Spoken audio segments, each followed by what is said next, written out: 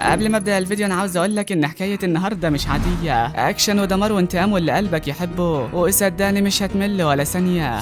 الحكايه دي بالذات عملت لها ملخص فوق ال 40 دقيقه من العظمه اللي انا استمتعت بيها، وبالمره قلت اما اخليك تستمتع معايا يا صديقي، فكل اللي طالبه منك تركز معايا علشان تستمتع بالحكايه، ولكن بقى ما تنساش تصلي على الحبيب علشان قلبك يطيب. ويلا يا عم نبدا الفيديو بتاعنا. بيبدا الانمي بتاعنا بشيان اللي بيكون محبوس جوه القفص ده. الجنود اللي قدامه في الوقت ده بتستعد علشان تقتله، وزعيمهم بيقول لهم يلا خلصوا عليه، وفعلا العيال بتنفذ الكلام اللي قاله. وقبل ما شيان يموت بيفتكر ذكرياته، وان كان في بنت اسمها لين بيحبها ونفسه يتجوزها، ولكن سرعان ما عرف انها بتخدعه طول الوقت ده، وبتحب ابن سيد القصر الامبراطوري، واللي اول ما عرف كده سلبوا سلالة التنين الذهبي بتاعته، وغير ان كمان والده سجنه بس علشان ياخد رضا القصر الامبراطوري. ومن وقتها هو بقى مهزلة العيلة ديت، ولكن شيان بقى ما كانش راضي بالظلم ده، وانه هينتقم من اي حد فكر بس يأذيه. بنرجع بقى وقتها للوقت الحاضر، واللي استيقظ فيها الاسد اللي كان نايم، وهوب بيفتك الزنزانة والجنود اللي قدامه في مشهد قمة الجمدان، وهوب هوب هوبا لقد حان وقت الحساب. المهم بيسأل العيال اللي قدامه وبيقول لهم مين اللي بعتكوا ليا، ولكن بيخافوا وبيقولوا له هو انت ما فقدتش السلالة بتاعتك ولا ايه؟ وفي وقتها بيتم الهجوم عليه، ولكن في ثواني بيكسر السيف بتاعه وبيقول له اعرف حدودك كويس يا جدي. بيرجع بعدها للعيال مرة تانية وبيقول لهم انت يالا منك ليه؟ الاول بيغمى عليه والتاني بيقول له على كل حاجة يعرفها. بيقول له اخوك الاصغر ليان هو اللي بعتنا علشان نقتلك، وده بس يا عم علشان يأمن مكانه في اكاديمية تشينج تشو. شيان بقى بيفهم ان اخوه كان ناوي يتخلص منه علشان يبقى هو الابن الاكبر، وساعتها في الوقت ده هيقدر يدخل الاكاديمية من غير ما يجتاز الاختبار. المهم وتاني يوم الصبح بيبقى قاعد وعمال يعالج الاصابات اللي عنده، وبيفتكر اخت شياو ايام زمان هما لما كانوا لسه صغار، وبيفتكر الوقت اللي انقذها فيه لما كان رايح الجبل علشان يصطاد، وعلى الرغم ان هي مش اخته بالدم الا انها الشخص الوحيد اللي كان بيرتاح ليه. المهم بيشوفها هنا وهي بتتقتل قدامه طالبه مساعدته، والواد كان عمال يلوح بايده ومش عارف يعمل لها اي حاجه، ولكن سرعان ما بيفوق بيدرك ان ده كان مجرد حلم مش اكتر. بيقول انا كده لازم اتدرب اكتر علشان ارد اعتباري، وفعلا بيقعد علشان يستعيد سلالة تنينو اللي فقدها، ولكن وقتها السما بدأت تنور بالابيض والواد ما كانش فاهم اللي بيحصل. بيبص بعدها ويسبي خنزير صغير قدامه. الواد بيتعصب وبيقول ايه ده يا عمي؟ يعني بعد كل التعب ده اسد حته خنزير ملوش اي لازمه ازاي؟ فالخنزير بيرد عليه وبيقول له والله شكلك انت اللي مالكش اي لازمه. شيان بقى بيستغرب هو ازاي بيفهم لغه البشر، او بيعرف ان الخنزير ده عنده ذكاءه الخاص. الخنزير هو كمان بيقول له انت شكلك ضعيف وبالتالي مش هينفع تبقى سيدي. شيان بيقول له سيدك ايه يا عم وانت اصلا ما عندكش دماء التنين؟ فبيرد عليه وبيقول له انت مين قالك كده؟ انا لسه في المرحله الاولى يا صاحبي، ويلا بقى علشان تشوف لي حاجه كلها. الواد بيتعصب عليه وبيقول له يا عم انا ما حلتش اي حاجه، هو بالذات اللي انت طلبته ده محتاج فلوس كتيره جدا. المهم بعدها بيعدي الوقت وبيكون متجه على قصر سيد المدينه، وده علشان بعد ما اتسجن تم نقل اخته شياو للمكان دوت. بالفعل لما بيوصل ما بيلاقيش اي حد قدامه، وكأن المكان مهجور وما فيش اي حد عايش فيه. بس فجاه بيسمع صوت حد جاي من الفناء، وعلى طول بيروح يشوف الصوت ده جاي من مين، ولما بيوصل بيتفاجئ ان هو ده ياو، واللي بيقول له يلا علشان ارجعك للسجن تاني. انا استنتجت انك هتيجي هنا ولكن ما توقعتش انك هتوصل بالسرعه دي يا صاحبي. شيان بقى بيتعصب منه وبيقول له فين هي اخت شياو؟ فبيقول له قصدك البت الفلاحه دي، ابقى اسال اخوك لما توصل لعنده. شيان بيتضايق اكتر وبيقول له انت ازاي تتكلم عنها بالطريقه دي بعد كل اللي عملته لك علشان تعيش؟ هل ده جازتها انها اتعاملت بانسانيه مع كلب زيك؟ ياو بيقول له انا ما يهمنيش ده كله يا صاحبي، انا بنفذ الاحسن لعشيرتي مش اكتر. كمان من قالك ان ما ردتش جميلها يا عم؟ ده لما اتقبض عليها قطعت وشها مرتين علشان ما يتمش اذلالها من الخدم. شيان اول ما بيسمع ده بيتعصب، بيقول له ده يبقى يوم ساعدك لو روحت من بين ايدي عايش. ياو هو كمان بيبدا في استدعاء وحش الروح وبيقول له وريني هتعمل ايه؟ انت كان عندك موهبه غير عاديه زمان، انما دلوقتي انت ما عندكش حتى اي وحش روحي. بيقول له انت مين قالك كده؟ وبيبدا في استدعاء النينو، ولكن الخنزير بيستدعى مكانه وبيبقى مظهره عار جدا. بس سرعان ما الخنزير بيقول لهم انتوا فعلا شويه عيال غبيه. ياو بقى بيتصدم من انه بيقدر يتكلم زيهم، وبيقول ازاي لخنزير زيك يستهزأ مننا؟ على طول بيهجم عليه، ولكن حيوان شيان وقتها بيصدمنا كلنا. شيان هو كمان بيبقى في قمه الاحراج من اللي هو عمله ده، والصدمه الاكبر ان فعلا هجومه كان جايب معاه نتيجه. الوحش بعدها بيقع وده اللي ما كانش حد مصدقه، والخنزير هو كمان بيقول له ان بقى في حاله سكر مستمره لمده 3 ايام، وتعامل انت بقى يا عم من دلوقتي. بس ياو في الوقت ده بيأمر الجنود يقتلوه، وفعلا بيهجموا عليه هما الثلاثه مع بعض مفكرين انهم كده هيهزموه يعني، ولكن في ثواني شيان بيشيل جسد ياو بالكامل، والواد بيتصدم ساعتها. كمان بيحصل نفس الوضع مع الجنود بتوعه، وخلاص انتوا كده ميتين يا رجاله. بيقول بعدها لياو انتوا وديتوا شياو فين؟ فالواد بيقول له ما تحاولش علشان مش هقول لك اي حاجه. وبوم، احلى قلم ده ولا ايه؟ لسه هيشتمه وإذ بالقلم التاني نازل على وشه. بيقول له انت علشان ما اعملهاش معاك يلا، بس ده من كتر الضربات اللي اخدها ما بقاش قادر يتكلم. شيان بيقول له لو ما تعرفش اكتب على الارض بايدك يلا. وفعلا بيقول له ان اخوه بعتها علشان تبقى عبده في اكاديميه تشينج تشو. وشيان بقى بيتعصب من اللي هو سمعه ده، بيوعد انه هيدفعوا الثمن غالي على ده كله. بيبص وقتها للعيال واللي بتبقى خايفه منه، بيتوسلوا له هنا علشان يرحمهم، وبيقولوا له احنا يا عم مجرد كلاب بننفذ الاوامر مش اكتر، ولو عفوت عنا هنقول لك على كل حاجه انت عاوزها. بيقول لهم انطقوا يلا اما اشوف اللي عندكم. بيقول له اخوك النهارده هيبقى الابن الاكبر لقصر المدينه، وهيتم طردك من عائله لي. فشيان بيقول له بس يا عم الاخبار دي قديمه قوي ومش تيجي ولا حاجه وسط حياتكم. فالواد بيقول له استنى يا عم لسه في حاجه كده، انا سمعت ان في مكان سري بالقرب من المدينه الثلجيه، ولما سيد المدينه اخبر القصر الامبراطوري عملوا اجتماع علشان يبعتوا اشخاص يستكشفوه. ازيدك كمان من الشعر بيت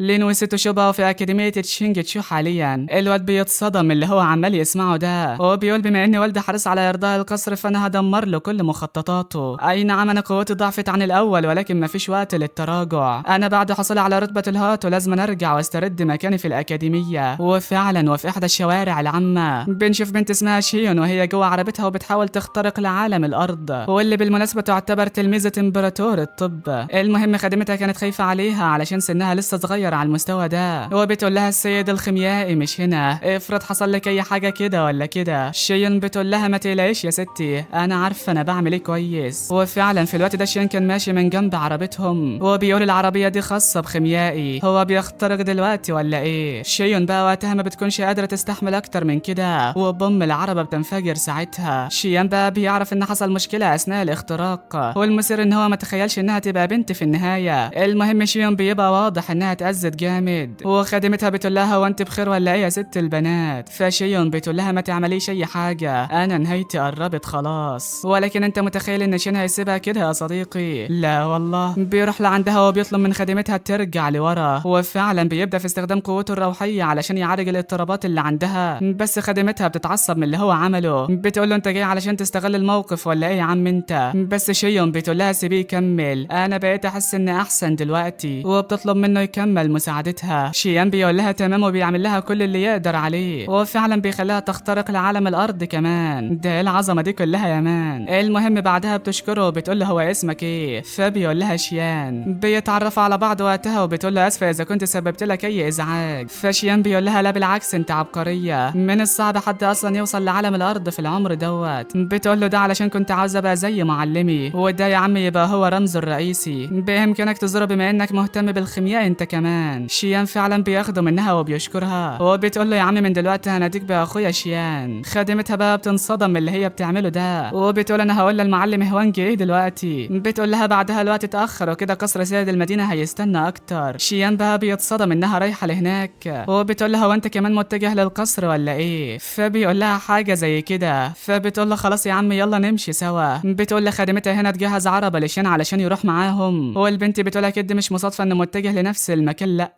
انا لازم افصل علاقتهم ببعض تماما. المهم بعدها بيعدي الوقت وعند قصر سيد المدينه بنشوف الاسيده وهي قاعده ومستنيه المراسم، وخاصه ليان اللي بيقول لوالده معظم الشخصيات المهمه من مدينه الرياح الثلجيه وصلت، هي المراسم هتبدا بالظبط امتى؟ فبيقول له ما تستعجلش يا ابني احنا مستنيين وصول شخص مهم جدا. فليان بيقول له قد ايه الشخصيه دي مهمه؟ اصل انا شايف ان في اشخاص قويه موجوده هنا. فبيقول له علشان دي تبقى التلميذه المقربه للخيمياء الرئيسي، وانت لازم تعرف ان قوته تضاهي كبار قاده القصر العشره. فليان بيقول له ايوه انجازتها شيء محدش يصدقه. هو بيبقى في الوقت ده عمال يفكر ازاي يوقعها في حبه. ابوه بعدها بيقول له دي فرصه علشان نتعرف عليها، لو قدرنا نكسب رضاها هترتفع سمعتنا جدا. فليان بيقول له اطمن ما تقلقش من اي حاجه. وفعلا في الوقت ده كانت وصلت لعندهم شيون، والسيد يوان لما شافها بيعرف انها وصلت لعالم الارض. ليان هو كمان لما شافها بيبقى منبهر من جمالها، والسيد يوان بعدها بيرحب بالانسه شيون. ولكن في الوقت ده شيون بيخرج من العربه، الكل طبعا بيتصدم مكانه، وشيون بتقول لهم هو انتوا تعرفوا بعضكم ولا ايه؟ بس السيد يوان بيقول لها انت ازاي وصلت مع شيان؟ بتقول له هو كان جاي هنا وانا اخدته معايا، هو في حاجه ولا ايه؟ ليان بيقول لها ايوه ده هو اخويا المتميز مرض لقصر سيد المدينة. والده هو كمان بيقول له انت ازاي تهرب من السجن وتيجي لهنا. وشيون هي كمان بتقول لهم الحكاية. فشيون بيقول لها مالكيش اي دعوة، المسألة دي تخصني انا. اخو هو كمان بيقول له ما تفهم يلا، انت ما عادش لك مكان وسطنا في العيلة هنا. شيون بابتسامة ساخرة بيقول له مين قال لك ان عاوز ارجع تاني؟ فبيقول له طيب وايه المغزى من رجوعك؟ ففي الوقت ده شيون بيطلع العقد السماوي اللي كان معاه، والكل بيتصدم ساعتها. ايوه ده ناوي النهارده يقطع العلاقات كلها مع عيلته النهارده، ولو ما انتهمش منهم هيتقتل من العقد السماوي. وفعلا العقد بيتم بنجاح، وشيون ما بتبقاش فاهمه حاجه. الاب بيتعصب منه وبيقول له انت كده بتدور على موتك. فشيون بيقول له اعلى ما في خيلك اركبه. ابو طبعا بيتعصب جامد وبيامر حد من الحراس يجيبه بسرعه، بس ليان بيقول له سيبهولي انا هتعامل. على طول بيهجم عليه وبيطيره لورا، وبيقول له انت كنت مسجون لمده 3 سنين. اي نعم انت كنت عبقري في المستوى الخامس، ولكن خلاص راحت عليك، انت حتى ما عندكش اي حيوانات روحيه. بس ما عادش يان بيهجم عليه بقبضه التنين، وليان بيتصدم انه مش قادر يستخدم هاله التنين بتاعته. شيان بقى طبعا بيظبطه وابوه كان متعصب منه جامد، ولكن شيون بتقول له المعركه دي عادله، انت ناوي تتدخل ولا ايه؟ ما بيكونش عارف يقول لها ايه، وليان كان بيتروق يا بيه. الواد بيقوم بعدها وبيقول له ايه نوع القوه اللي استخدمتها دي؟ فشيان بيقول له انبح بعيد يلا، ولكن بنعرف ان عنده مهاره اسمها المخالب السماويه بتقمع اي هاله مهما كانت قوتها، ولكن ما يقدرش يستخدمها تاني الا بعد ساعه. المهم ليان بيتعصب وبيستدعي حيوانه الروحي، ولما شيون بتشوف الاسد بتنصدم علشان هو نادر جدا، وطبعا قوته في مستوى تاني خالص، وحرفيا بتبقى خايفه عليه جدا. والده بعدها بيقول له يلا خلص القتال بسرعه. ليان بقى قبل ما يقتله بيقول له في حاجه عاوزك تعرفها، سرقه قوتك وارضاء القصر دي كانت فكرتي انا. شيان بقى بيتعصب منه وبيقول له هدفعك الثمن غالي، وبعدها بيبدا يستدعي حيوانه الروحي. ليان اول ما شاف استهزأ منه قال له ما تضحكنيش يا عمي. شيون هي كمان بتقول لها خدمتها يا ترى شين هيفوز ولا لا؟ الاسد ده قوي جدا. فبتقول لها ما تلاقيش الخنزير ده حاجه استثنائيه. البنت طبعا بتبقى شاكه في كلامها لحد ما القتال بيبدا. الاسد بيهاجم بشراسه والخنزير كان عمال يفادي كل هجماته ببراعه. ليان بقى بعدها بيقرر يهجم عليه بما انه ما عندوش دفاع، وهوب طريق السلام انت. الواد بيتصدم انه مش قادر يحرك جسمه، بيقول له انت ازاي اتعلمت المهاره دي؟ ولكن والده بيقول له علشان تحرك جسمك استخدم الليتشي. هو بيبقى مستغرب ازاي شيان اتعلمها علشان تم فقد المهاره دي من زمان الزمان. ليان فعلا بيعمل اللي قاله وبيقدر يحرر نفسه، ولكن في لمح البصر شيان بيشله من تاني، بيقول له فكر اتحرك سنت واحد بس وهشلك تاني. وفعلا بعدها بيشله اكتر من مره. كمان حيوانه بيهزم الاسد اللي الكل مفتخر بيه، وده اللي صدم السيد يوان، ده انا دفعت فيه دم قلبي. شيان بعدها بتقول لها خدمتها انت فعلا كان عندك حق، ولكن بتقول لها الخنزير ده مش تمام، واكيد اللي اسمه شيان ده نفس الكلام برضه، انت لازم تبعدي عنه علشان ما تتعرضيش للاذى. البنت وشها بيحمر وبتقول لها ما تقوليش عنه كده. فبتقول لها انا شايفه انك بدات تحبيه ولا ايه؟ فبتتكسف منها هنا وبتقول لها دير الموضوع ده يا ستي. المهم شيان في الوقت ده بيقول له اخو انت اتهزمت وما عادش عندك اي حاجه. اخو بيقول له بالله عليك يا عم سيبني اعمل حتى حساب الدم اللي بينا. شيان بيقول له اخوه وكلام فاضي ايه يلا، انت ما شفتش العاد اللي عملته ولا ايه؟ ولكن اطمن ما عنديش اي نيه اقتلك، يلا بقى سلم وسام التنين الاخضر. فالواد بيقول له مستحيل اديهولك. ابو هو كمان بيقول له انت ما عندكش رحمه ولا ايه؟ ده يبقى اخوك في النهايه، هو انت لسه بتفكر ترجع الاكاديميه من تاني؟ شيان على طول بيكسر ده اخوه بيقول له خلص يا عجوز انت سلم الوسام يلا، والا انت عارف الاب فعلا ما بيكونش قدامه حل تاني. وشيان بيقول له انا سمعت ان في مكان سر انتوا رايحينه، وده محتاج رمز علشان الشخص يقدر يدخله. الاب بيتضايق اكتر وبيقول له لا ده كده كتير قوي، بس شيان بيقول له خلص ما عنديش وقت اضيعه. هو بيتضح ان هو بس هيدخل الكهف ده علشان بعدين ينقذ اخته شياو. الاب فعلا بيديله رمز الدخول، هو بيقرر انه هيقتله هناك ويستعيد وسام التنين الخاص بليان. خباثه خباثه يعني مفيش كلام. المهم بعدها بننتقل لعند افراد قصر سيتو، واللي بيكونوا زهقوا من الانتظار. فين هو يا عم ابنك شيان؟ فالسيد يوان بيقول لهم استنى هو زمانه جاي دلوقتي. كاي بيقول له نستنى مين؟ احنا جينا هنا علشان نقتله وما عندناش وقت نضيعه. يون هي كمان بتقول له ايوه انت مين علشان تأمرنا اصلا؟ ليان بقى كان متضايق على الاخر، وهو بيقول لهم انتوا ازاي تقولوا حاجه زي كده؟ ولكن السيد يوان بيقول لهم تمام انا هفتح الكهف،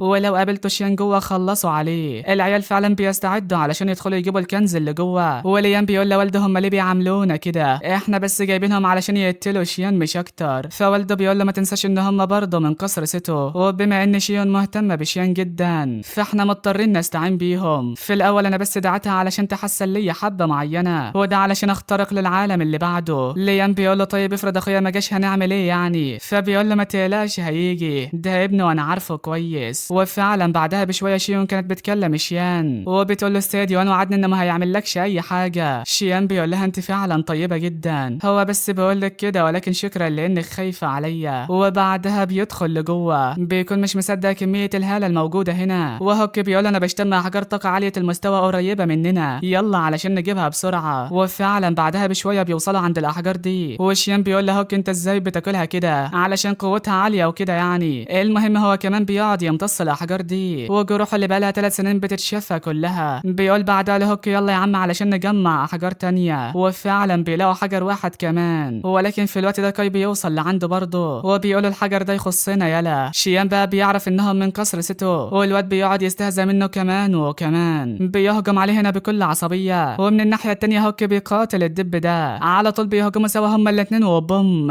اللي بعده يا هناها يا سعده، الواد بيتصدم اللي هو شافه ده وبيهجم على شيان بعدها ولكن بيتروق عليه. بس الواد ما كانش سهل برضه، بيطلب المساعده الفوريه من اخواته التانية وفينج بيقول له خليك في مكانك احنا جايين. الواد ضحكته بترجع على وشه من تاني وبيقول له يا عم لو توسلت ليا هسامحك. ولكن شيان بيرفع السيف وبيقول له سلام. الواد اللي ورا بيخاف جدا ولسه بيقول له انت ازاي وبوم احلى مسا عليك انت كمان. بياخد بعدها بطاقته الحديديه هنا وهوك بيقول انا بشعر ان في اشخاص جايين لي هنا وهم اقوياء جدا. فشيان بيقول له تمام يلا بينا. ولما فينج بيوصل بيتصدم من المنظر اللي قدامه. السيد يوان هنا بيقول لهم اكيد اللي عمل كده هو شيان. البنت بتقول له انت ما قلتش عنه عديم الفايده، طب ازاي؟ فبيقول لها ايوه ولكنه اكيد استخدم الخدع بتاعته. فينج بيتعصب جامد وبيقول لهم يقلبوا عليه المكان كله. بيعدي الوقت بعدها وشين كان بيمتص في حجر الطاقه ده وبيقدر يرفع مستوى قوته كمان وكمان. ولكن في الوقت ده بيوصل لعنده 3 من قصر ستو وشيان بيتحمس علشان يجرب مستواه الجديد. بيريح الاول في ساعتها هنا ونفس الكلام بيعمله مع التانيين، حرفيا محدش قادر عليه. وشيان بيقول له هو حلال تقتلني وانا لا يعني ولا ايه؟ انا عاوز اعرف ايه هي العداله في نظركم. بيخلص عليهم بعدها وهوك بيقول له يلا ندخل الكهف ده علشان في هاله قويه واحتمال يكون في كنز جوه. وبالفعل شيان بيدخله وكان وصل فينج في الوقت ده. البنت لما بتشوفهم ميتين بتغضب جامد، ولكن السيد يوان بيقول لهم اكيد هو دخل جوه، لو دخلنا وراه ما هيكونش عنده مخبأ وهنقتله وقتها. فينج بيقول له خلاص يلا امشي قدامنا، ما تنساش ان شيان يبقى لسه واحد من مدينتك وحاليا هو قتل 5 من قصر ستو، اكيد لو القصر عرف بده هيدمر مدينتك كلها. بيقول له خلاص يا عمي انا اللي هاخد الطريق بنفسي. ولكن لما بيدخل ليان بيقول له انهم بقوا متعجرفين جدا، انت ازاي تسيبهم يتحكموا فينا كده؟ فابو بيقول له ما عندناش خيار تاني قصاد القوى العظمى، وكمان سبب موافقتي ان في كنز جوه. الواد بيقول له انت عرفت ازاي؟ فبيقول له علشان معايا اهم بطاقه حديديه، وكل ما قربنا من الكنز البطاقه بتسخن. بعدها بننتقل لشين واللي بيبقى واقف قدام الزهره دي واللي هالتها كانت لها تاثير سلبي عليه. هوك وقتها بيفوق بيقول له اصحى يا عم انت، ولما بيفوق بيقرر يبعد عن الزهره دي تماما. بيوصل بعدها لعند مكان كله مليان احجار طاقه عاليه المستوى، واخيرا الحظ بدا يلعب معاه ولكن ما بيكونش عارف هيخزن العدد ده كله فين. وبيقول يا لو كان معايا خواتم التخزين الخاصه بقصر ستو. بيقعد ساعتها يمتص الاحجار دي علشان لو حد اجى وفكر يقتله. بينما على الجانب الاخر والده واخوه بيوصلوا عند الزهره، وطبعا بيحصل معاهم نفس الكلام اللي حصل مع شيان. ولكن وبره فريفنج بيستغرب هم ليه اتاخروا كل ده، وبيقول لهم احنا كده مضطرين نخش نشوف ايه اللي حصل. وفعلا في الوقت ده ليان بيبقى مغمى عليه، ولكن لما بيفوق بيقول لوالده انت ليه اكلت الفاكهه وهاجمتني؟ ابوه هو كمان لما شاف القوه اللي عنده كان في قمه السعاده علشان هو كده اخترق للعالم اللي ما كانش قادر يوصل له من 10 سنين. فينج هو كمان بيجي وبيقول له مالك يا عم فرحان كده؟ فبيقول له ما علينا، شيان دلوقتي في احد الممرات ديت. بيقول له تمام وبيبعت 5 علشان يقتلوه. وفعلا في الوقت ده شيان بيحس ان في حد قرب، وهوك بيقول له تمام وبيروح لعندهم. العيال بقى لسه بتفكر تهجم عليه ولكنك اتاخرت يا بيه. العيال بعدها بتتصدم من اللي حصل ده، وشيان بيقول لهم انتوا ازاي معجزات قصر ستو؟ انتم ضعاف جدا قوي. بيقتلهم كلهم من غير اي رحمه وبيجمع البطايا الحديديه وخواتم التخزين بتاعتهم. بعدها بشويه فينج بيكون مستغرب انهم لسه ما جوش لحد دلوقتي، والسيد يوان بيقول له ما تقلقش شيان مش قوي للدرجه دي. فليان بيقول له افرض انه لقى كنز قوي جوه. الواد اول ما سمع كده بيفكر في حاجه خبيثه جدا، وبيقول للسيد يوان استعد علشان نخلص عليه. وفعلا في الوقت ده شيان بيخزن كل احجار الطاقه ولكن مساحتها ما كانتش مكفيه. وبيقول له هوك بطل شويه اكل يا عم علشان نعمل لهم مصايد. وفعلا لما كانوا ماشيين بيتصدم انهم اتقتلوا كلهم. فينج بيتعصب وبيقول لك كده في حاجه غلط. البنت وقتها بتوقفه وبتقول له ما تروحش علشان احتمال يكون ده فخ لينا. فبيأمر ليان هو اللي يروح مكانه. السيد يوان بيحاول يهديه ولكن بيقول له اهدى ازاي، انت قلت ما فيش منه فايده ولكنه قتل كل عباقرة قصر سيتو. السيد يوان بيقول له خلاص يا عم انا اللي هروح. ولما قرب منهم بوم المكان كله بيتفجر. ليان بقى بيتصدم وكان خايف عليه جدا. والبنت يوم بتقول له فينج احنا هنعمل ايه دلوقتي؟ فبيقول لها هنستبدل ابنه مكانه. ليان بعدها بيتوسل له بيقول له بالله عليك تساعد والدي. ولكن فينج بيقول له خلاص هو مات وما عادش في ايدي اي حاجه اعملها. بيقول له بس هو ساعدكم كتير في الايام اللي فاتت، انت ازاي هتسيبه كده؟ بيديله بالرجل ساعتها هنا وبيقول له نفذ الكلام اللي بقول لك عليه يلا. الواد فعلا بيضطر يسمع الكلام. وبعدها واثناء ماشي بيلاقيه مرمي قدامه. بيقول له هي دي اخرتك السودا. بياخد منه كل حاجه وبعدها بيسيبه لوحده. هوك بقى بيقول له انت ليه ما قتلتهوش يا عمي؟ فبيقول له انت فعلا كان عندك حق لما اكل الفاكهه، وقريب هيتحول لشيطان قاتل. انا قتلت افراد كتيره من قصر سيتو وهيكون في مشكله كبيره لما يعرفوا، فعلشان كده هستخدم والدي كطعم ليهم. هوك بقى بيبقى مصدوم وبيقول له يخرب بيت دماغك. بيعدي بعدها الوقت وابو شين بيتحول لشيطان زي ما قال وبيكون متعصب جدا. لا ده كمان بيتجنن اكتر لما بيشوف ليان بيتعذب قدامه. فينج بيقول له يا عم انت متعصب ليه؟ وهوب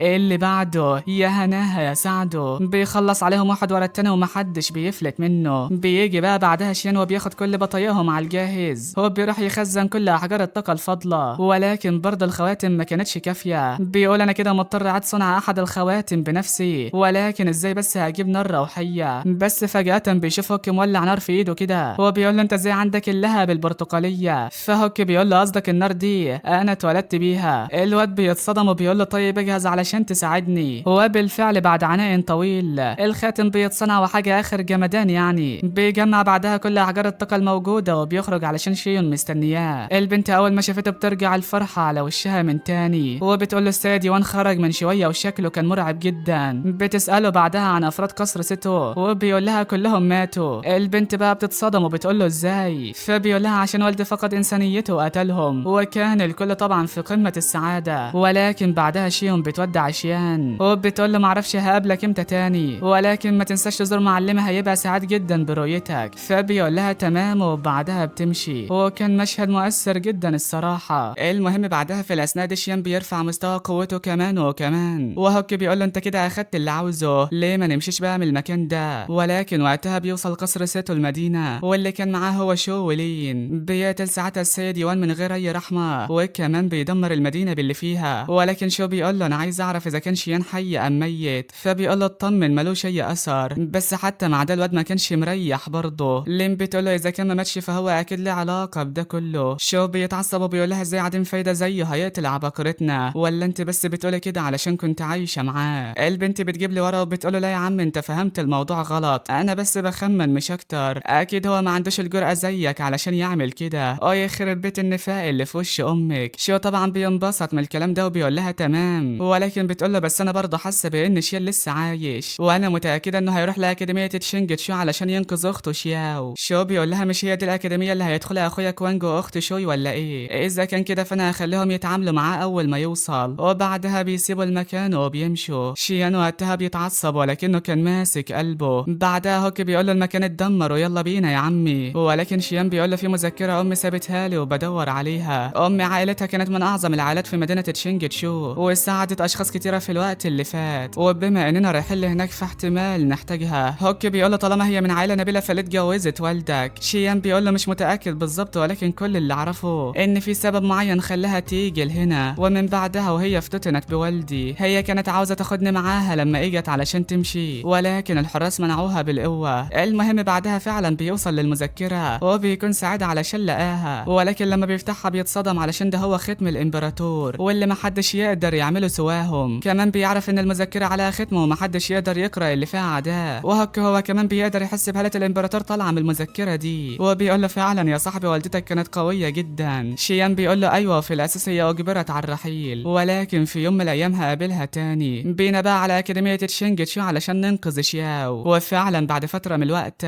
شيان بيبقى عايز يعرف فايده البطايق اللي معاه. بيقول اكيد في حاجه مميزه فيهم، وبالفعل بيفكر يرتبهم كقطعه واحده. وهنا كانت المفاجاه، البطايق بتتحول للقناع اللي انت شايفه ده. وساعتها شيان بيلاقي نفسه في مكان مخيف جدا، دماءه وتعطشه للقتل بيزداد هو كمان. وبوم بيدمر بيظهر أم الصخرة اللي قدامه. الواد بيتصدم من القوة اللي بقت عنده. أيوة دي ذكريات الشبح المستبد اللي سيطر على العالم وقتل كل الملوك. هوك ساعتها بيفوقه وفعلا بينزع القناع وبيعرف أصله وكل حاجة عنه، ولكن مع الأسف بيقول مستحيل الشخص يقدر يلبسه لفترة طويلة. وبعدها في الوقت ده بيكون وصل للمدينة، ولكن فجأة وهو ماشي بيلاقي الناس كلها عمالة تجري قدامه، وده علشان السيد الشاب لقصرها وخرج أخيرا. بتبقى حاشيته عمالة تعذب في الشاب اللي انت شايفه قدامك ده يا صديقي، وشيان بيتصدم علشان ده يبقى صاحبه شين. الواد اول ما شافه بيقول له انت رجعت ليه يا صاحبي، علشان بعدها نعرف ان هو اللي كان بيحميه من التنمر في الأكاديمية، وكان شيان بيعتبره زي اخوه الكبير حتى بعد ما اصبح اقوى منه، وهو دايما اللي كان بيقول له على كل حاجة بتدور عليه. الواد بيتعصب بعد ما افتكر الذكريات دي كلها، وبوم بيخلص على اول واحد. بيقول لهم بعدها سيبوا شين في حاله، ولكن هو بيدوس على وشه وبيقول له انت مين يلا. شيان بيتعصب كمان وكمان، وشين بيقول له مالكش دعوة بيا وغادر المكان يا صاحبي، ولكن هو بيقول له هو انت شيان اللي اتهزمت على يد السيد الشاب سيتو شو. انا فعلا كنت هخليك الخادم بتاعي، ولكن مع الاسف شين هو اللي قالك على خطتي. هوك بعدها بيهجم عليه وبيديله حتة قلم، انما ايه ما اقولكش يعني. الواد بعدها بيتعصب وبيستدعى شبحه الاحمر وبيقول له يلا وريني هتعمل ايه. شيان فعلا بيهجم عليه ولكنه بيتحبس جوه الوهم ده، ومقارنة بوهم القناع اللي معاه ما يجيش في اي حاجة. هاو بعدها بيقرب منه علشان يقتله. بوم قابل يا معلم. الواد بيقول له انت ازاي تضربني كده، وشيان بيرزعه بالقلم تاني. بيقول له انت بتعرف تعد لحد كام، وبيعدمه العافية تماما يا صديقي. الناس بقى في الوقت ده بتنبهر من قوة شيان، وبعدها بيروح يطمن على شين. فالواد بيقول له ما توقعتش اني هقابلك تاني يا صاحبي. شيان هنا بيقول له عاوزك تفهمني كل حاجة. فبيقول له بعد ما هو عرف اني قلت لك على خطته حطني في دماغه، ولما رجعت الأكاديمية لشراء الأعشاب قابلته بالصدفة، وعلى طول بدأ في ضرب من غير أي رحمة. هاو بعدها هنا بيهرب وبيقول له استنى بس وراجع لك، ولكن شين بيقول له شين ما كانش لازم تنقذني، هو دلوقتي هيجيب عيلته علشان ينتقم منك. شيان بيقول له بطل بقى يا عم كلام فاضي، انت زي اخويا ومستحيل انسى جمايلك عليا، وبما ان رجعت فالكل هيندم. بيعالجه بعدها ولكن بيتصدم هنا. بيقول له انت مصاب بشده ولازم تاخد العلاج بسرعه. شين بيقول له يا عم ما تشغلش بالك، ولكن شيان بيقول له انت خرفت ولا ايه، انا مش هسيبك كده. وبعدها بينطلق علشان يلاقي معالج. بيوصل وقتها على مكان قصر صديقة والدته، وبيخرج ابنها اللي اسمه كان. بيقول له هنا تعالى ورايا. الواد فعلا بيوصل عند السيدة يان، وبتقول له والله وكبرت يا شيان. شيان بعدها بيبدأ يقول لها هو اجى هنا ليه، وبيقول لها صاحبي شين تعرض لإصابة خطيرة من قبل هاو، انا بس عاوزك تساعديه من فضلك. فبتقول لك ناخد شيان وصديقه العيادة في المدينة وهنتحمل احنا التكاليف كلها. بس شيان بيقول لها اصابته خطيرة جدا، مستحيل الاطباء العاديين يعملوا له حاجة، لازم معالج خبير هو اللي يتكلف بحالته. ففي وقتها بتقطع البنت يوي وبتقول له غير مسموح لاي شخص يستخدم المعالج بتاعنا. امها بتقول لها بطل الكلام اللي ملوش اي لازمه ده، وعلشان تبقى عارفه ده هو شيان اللي والدته كانت عاوزه تزوجه ليكي. يوي بتقول لها ده مين ده اللي اتجوزه، هو اصلا ملوش اي لازمه من اساسه. الام بقى بتعتذر من شيان على اللي قالته ليه، ولكن شيان بيقول لها ما علينا، انا بس عايزك تساعديني زي ما والدتي ساعدتك في الماضي. بس كان بيقول له مفيش مكان رحته الا وافتعلت في المشاكل، انت كده بتهين نفسك على الفاضي. شين بقى بيصعب عليه وبيقول له يلا نمشي يا صاحبي. الواد فعلا بيمشي وفي عيونه كميه حزن تكفي العالم اجمع. شين هو كمان بيعتذر منه وبيقول له اسف انهم اهانوك يا صاحبي. فبيقول له ولا يهمك واكيد هنلاقي معالجين كتيره هنا. بعدها بياخده علشان يريح شويه وبيقول له خليك هنا وهرجع تاني. وفعلا بيتجه على جناح الشاو التجاري، وده علشان نص المعالجين الخبراء بيشتغلوا فيها. بس الحارس ده بيوقفه وبيقول له ارجع يلا. شيان بيقول انا بس عاوز اقابل السيد جو، ولكن الحارس بيبقى رافض تماما. وفي وقتها كان بيجي هو واخته وبيقول له انت بتعمل ايه هنا. الحراس طبعا بيفتحوا ليهم البوابه، وكان بيقول له هو ده بيعمل ايه هنا. فبيقول له هو يجي علشان يقابل السيد جو ويشارك في مزاد النهارده. الواد بيسخر منه وبيقول له انت عندك ايه اساسا علشان تقابل السيد جو. شيان بقى بيقول لها ما انا مش فاهم انتوا ليه بتعاملوني كده. فيوي بتقول له عشان انت ضعيف ومستهدف من قصر سيتو. الواد طبعا بيتضايق من الكلام اللي هي قالته ده، وبعدها بيدخل وبيقول لهم هنشوف النهايه هتبقى ازاي. وفعلا بعدها بنشوف الاثرياء كلهم متجمعين جوه، والبنت دي واللي اسمها جيلي بتقول لهم المزاد هيبدا ب1000 قطعه ذهبيه. كان بقى بيقول لاخته لازم نكسب المزاد ده زي ما امي قالت علشان نصاحب السيد جو، وده علشان يعمل لنا دواء يرفع مستوانا لما نشارك في اكاديميه تشينج تشو. وفعلا بعدها الكل بيبدا يزايد، وكان بيرفع السعر ل10,000 قطعه ذهبيه، وكان مفكر ان محدش هيرفع السعر تاني، ولكن شيان بيزايد ب10 قطع هو كمان. يوي بقى بتقول له ده اللي هو زي 10 قطع يعني، وجولي هي كمان بتقول له 10 قطع ازاي برضه. فشيان بيقول لها هي مش قطعه ذهبية ولكنها أحجار طاقة عليا. الكل طبعا بيتصدم عشان أحجار الطاقة نادرة جدا، وحجر منها بس بيساوي 10,000 قطعة ذهبية. جولي بتقول له انت اكيد ما بتهزرش،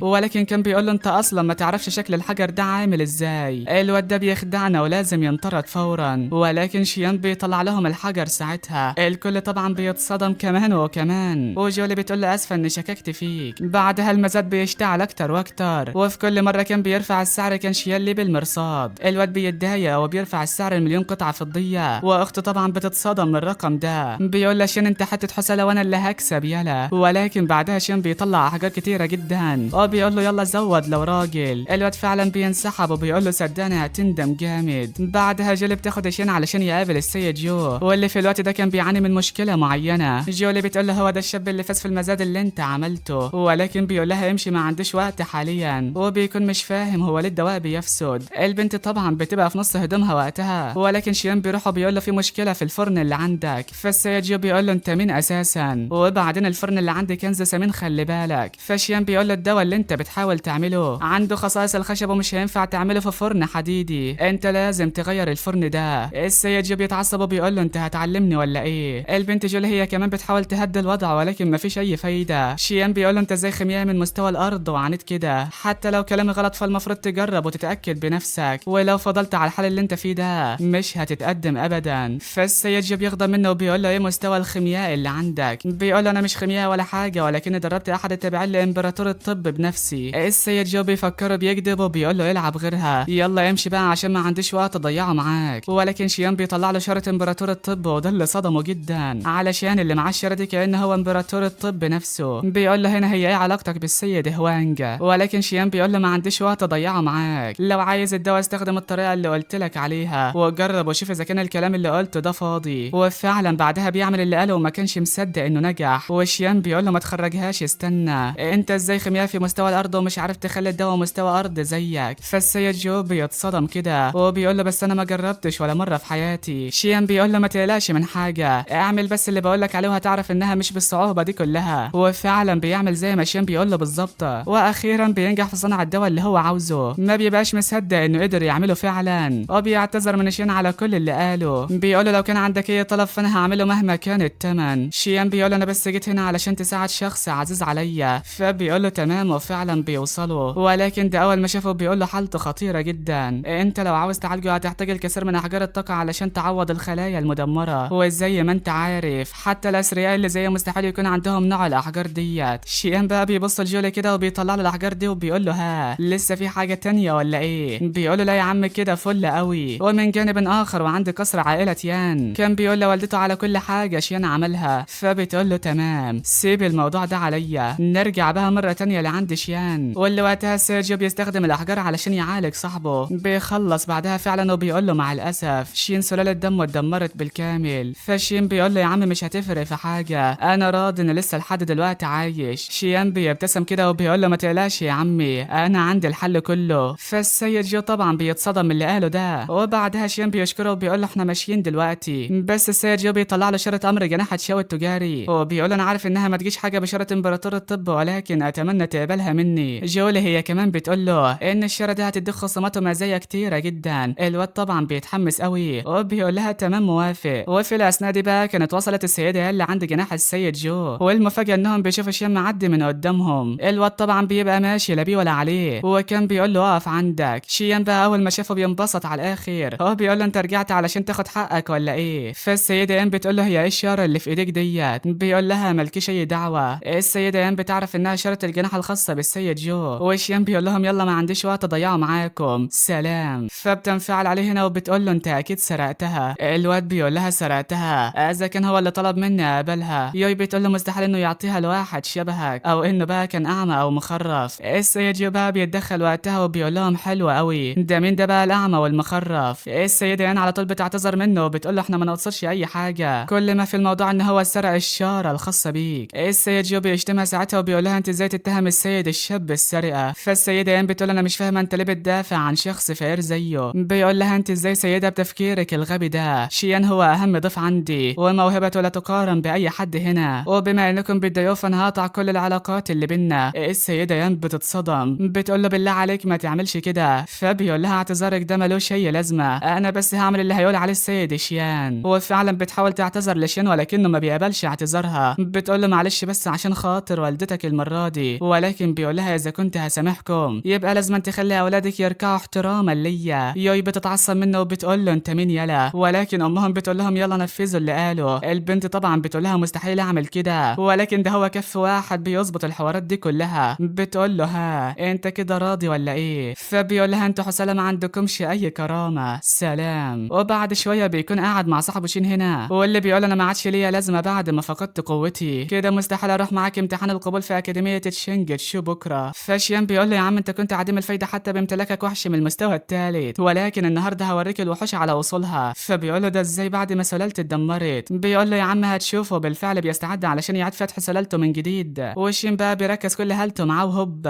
بيستدعى وحش روح من المستوى التاسع. ده ايه العظمه دي كلها؟ الواد طبعا ما بيكونش عارف يقول له ايه، ولكن شيان بيقول له انت زي اخويا يلا. بعدها في اليوم التاني بيتوجهوا على اكاديميه تشينجتشو، وشيان بيقول له ما سمعتش عن بنت قبل كده اسمها شياو هنا ولا لا؟ فبيقول له ما اتذكرش ان سمعت الاسم ده قبل كده، هي طالبه هنا ولا ايه؟ فبيقول له انهم اخدوها كخادمه هنا. شين بيقول له اذا كان كده فاكيد هي في مسكن العاملين، ولكن وقتها بيقطع وانجو وبيقول له انت ايه اللي جابك؟ شين اول ما شافه اتعصب، بيقول له انت عندك الجرأه ازاي بعد ما قلت الهوا على كل حاجه؟ ولكن وانج بيقول له انت بتعمل ايه هنا بعد ما فقدت قواك؟ وشيو هي كمان بتقول له ده مين ده اللي جنبك؟ وانج بسرعه بيعرفه وبيقول له انت شيان، انت اللي السيد شو دمر سلالتك، ازاي فكرت يلا تيجي الاكاديميه؟ ولكن في ثواني شيان بيديها بالقلم هنا، والبنت بتتعصب منه جامد. وفي الاثناء دي بقى كان وصل كوانج وشوي لاكاديميه تشينجتشو، وطبعا كلهم بيعملوا لهم الف حساب. والمفاجاه انهم كانوا بيتكلموا ازاي هيقتلوا شيان، هم كلهم عاوزين يقتلوه ولا ايه؟ وحتى كمان انهم بيمتلكوا وحوش روحيه قويه جدا. ولما شيو بتشوفهم بقى يجوا الاكاديميه بتقول لشيان انت كده فرصتك انتهت في المشاركه. فشيان بيقول لها ده كله ما يهمنيش، طالما يا زيتو صاحب شيان فانا هنتقم منكم. فوانج بيستهزأ منه وبيقول له تمام يا عم هنعرف في النهايه. وبعد ما الحكام بيسجلوا المرشحين بيقولوا لهم يتوجهوا لاداء الاختبار، وبالفعل بيكون في تجمع كبير جدا. شين بيقول له انا مستني عودتك منتصر بقى يا صاحبي. كمان على الجانب الاخر السيده ام بتقول لاولادها نفس الكلام، وان كل حاجه واقفه عليكم يا ابطالي، لازم تنضموا لفرع اكاديميه تونجت يام مهما حصل، وده علشان هي افضل الفروع في الاكاديميات كلها. العيال فعلا بتقول لها تمام سيبنا الموضوع ده. وبعدها الاختبار بيبدا. كمان بنعرف ان شين بيطمح للانضمام لنفس الفرع ده، وده عشان مستوى الدراسه فيه مختلف تماما، ولكن بيتضايق ان شولين هيدخلوها من غير اي حاجه. المهم بعدها يوي بتستدعى حيوانها الروحي من المستوى الخامس، وده اللي ابهر المعلمين تماما يا صديقي، ده حتى الكل بدا يتهافت علشان يضمها ليه، وحاجه اخر جمدان الصراحه يعني. بعدها اللي كان عليه الدور هو شيان، وبيقول له هوك انت مستعد ولا ايه؟ فبيقول له انت كده بتقلل مني، انا هو ملك التنانين يا صاحبي، واحتمال كمان ما يقدروش يستوعبوا كل قوتي. فبيقول له تمام يا عم انا ثقتي كلها فيك. والكل طبعا لما شافه بيشبه عليه، ولكن كان بيقول لهم ملوش لازمه التشبيه، ده هو المنحرف شين اللي ازعج الانسه لين وسحقوا السيد شو. العيال بعدها بتتضايق من اللي سمعوه ده، واقروا ان هو لازم ينطرد حالا، وطبعا ده علشان الافعال البشعه اللي عملها. المعلمين بعدها بدأوا يرشحوا فكره انهم يطردوه، والواد بيبقى متضايق من الوضع اللي هو فيه، بيقول لهم هو ليه كلكم واخدين فكره سيئه عني كده؟ وفي اللحظه دي بيوصل لعند معلمه وين. الواد طبعا بينبسط اول ما شافه، ومعلمه بيقول له ما تقلقش انا ههتم بكل حاجه، علشان بعدها نعرف ان هو قبل ما ينفصل كان هو والمعلمه شينج بيعاملوه كويس، ولو ما كانش حصل ظرف لمعلمته شينج والمعلم وين ذهب وراها، لكن شو ما قدرش يلمسه حتى. المهم المعلم ده بيقول له انت بتعمل ايه هنا؟ بيقول له بعمل ايه؟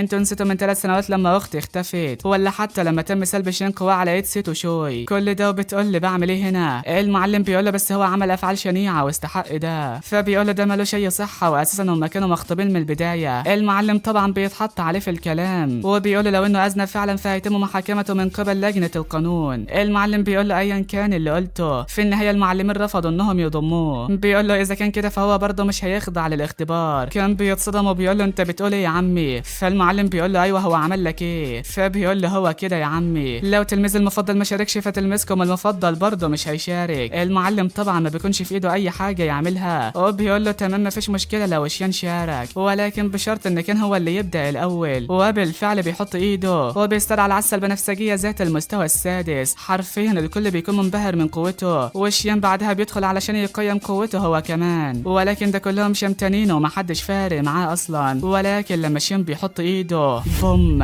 المكان بيتزلزل بيهم، محدش محدش فاهم هو ايه اللي حصل دوت. ايوه المستشعر بنفسه مش قادر يحدد قوته لدرجة انه بيرتفع تدريجيا. المعلمين طبعا بيتصدموا من اللي بيحصل ده علشان اول مرة يشوفوا حاجة زي كده. المكان هو كمان بيهتز مرة تانية، والمرة دي المستشعر بيتوهج لاخره. طبعا المعلمين بدأوا يسألوا هي ليه الرئاسة ضاعت كمان، علشان المعلم يقول لهم زمان كان في اسطورة في الأكاديمية هنا بتقول إذا ضاع الرأس فده معناه إنها سلالة مستوى ملكة وإنها عدت المستوى التاسع. الكلام طبعا بينزل على المعلمين كالصاعقة، ولكن المعلم بيطمنهم بيقول لهم أكيد الأسطورة دي خرافة مش أكتر، علشان محدش يمتلك السلالة دي منذ عقود. بيخلوه يعيد الاختبار من تاني، ولكن في كل مرة كانت النتيجة هي، وعشان كده المعلم بيقول له أنت مطرود تماما. شيان بيقول له إزاي هتعمل كده والعمود ضاع لآخره. فالمعلمين بيقول لهم إذا كان محدش هيضمه فأنا هضمه ليا. المعلم بيقول له ده إزاي وهو فشل في الاختبار. فالمعلمين بيقول له انت اعمى ولا ايه، هو قضاء العمود كده يقدر يدخل اكاديميه كينج هاي. بس المعلمه بتقول له طيب ولو دخلها انت كده اكاديميتك مهجوره وما عندكش اي متدرب واحد. فبيقول لها دي اكاديميتي وانا حر فيها. وبعدها بيقول له شنها هترجع طالب عندي ولا ايه. الواد طبعا بيقول له ايوه، ولكن بقيه المعلمين بيسخروا منه عشان هو عاوز يعمر اكاديميته من تاني. الواد طبعا بيبقى صعبان عليه معلمه جدا، علشان من 10 سنين اذى تلاميذه وخلاهم عاجزين بلا فايده، ومن ساعتها ومحدش دخل اكاديميته. ولكن بعدها بيقول له شيان يلا بينا لازم تستعد علشان منافسات بكره. وفعلا بيوصلوا، ولكن شيان بيتصدم بيقول له انت بقالك قد ايه ما جيتش هنا. فبيقول له هي دي المره الاولى من 10 سنين فاتوا، هي متهالكه شويه ولكن تجديدها هيكون بيعتمد عليك يا بطل. وطبعا بيتدبس في تنظيف المكان، وبعدها لما بيخلص بيقعد يريح شويه وبيقول يلا بينا علشان الاقي اختي شياو. وبيلبس قناع الشبح المستبد اللي طبعا بيخفي هويته. فبس كده يا بطل لحد هنا بينتهي الفيديو بتاعنا. ويا ترى هل هيقدر يلاقي اخته شياو ولا لا؟ كمان هيعمل ايه في اختبارات الغد بكره؟ وهل هينجح ولا لا؟ كل ده هنعرفه على الفيديو الجاي ان شاء الله. فلو عجبتك الحكايه ما تنساش تقول لي رايك في التعليقات علشان اتاكد انها عجبتك. اخيرا بقى ما تنساش تصلي على الحبيب